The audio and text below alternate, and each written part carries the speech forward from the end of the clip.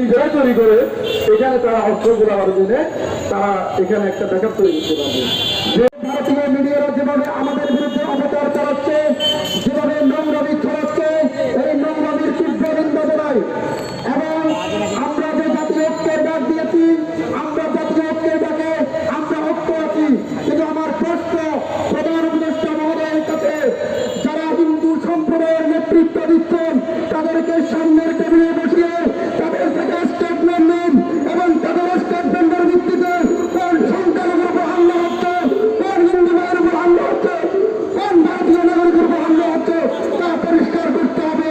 কারণ যতক্ষণ পর্যন্ত হিন্দু সম্প্রদায়ের যারা নেতৃত্বে গাফেলের উপর বসে আছেন তাদেরকে সামনে সারিতে এনে স্টেটমেন্ট দিবেন না, ততক্ষণ পর্যন্ত এদেশ থেকে মুখোশধারী সন্ত্রাসীরা বয়কট হবে না। কারণ পরিশেষে এতটুকু আপনাদের কাছে বলতে চাই, আলাম ওলামা জাতীয় ঐক্য যাই কিছু বলেন না কেন, তারা স্টেটমেন্ট করে কাজ হবে না।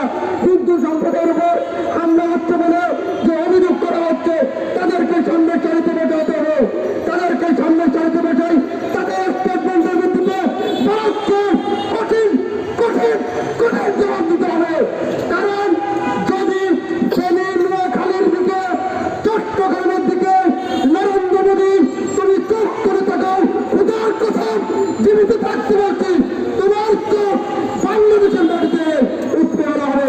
কারণ এই শ্রেণীর মানুষকে তুমি হয়তো জানো না, কারণ এই বাংলাদেশের অধিকাংশ মানুষ শ্রেণীর ডাকাতে আওয়ামী লীগ বলেন, বিএনপি বলেন, সমস্ত রাজনৈতিক দলের নেতৃত্ব দিয়ে থাকে এবং বিশ্বের নেতৃত্ব দিয়ে থাকে। শ্রেণীর মানুষ তুমি সেই শ্রেণীর দিকে চোখ করে তাকিয়েছ। শেখ হাসিনাকে বলতে চাই, তুমি যেখানে বসে আছো তোমার গোপালগঞ্জের নাম পরিবর্তন করে বিপ্লবী বাংলা মঞ্চ তৈরি করবো গোপালগঞ্জকে। এই গোপালগঞ্জের নাম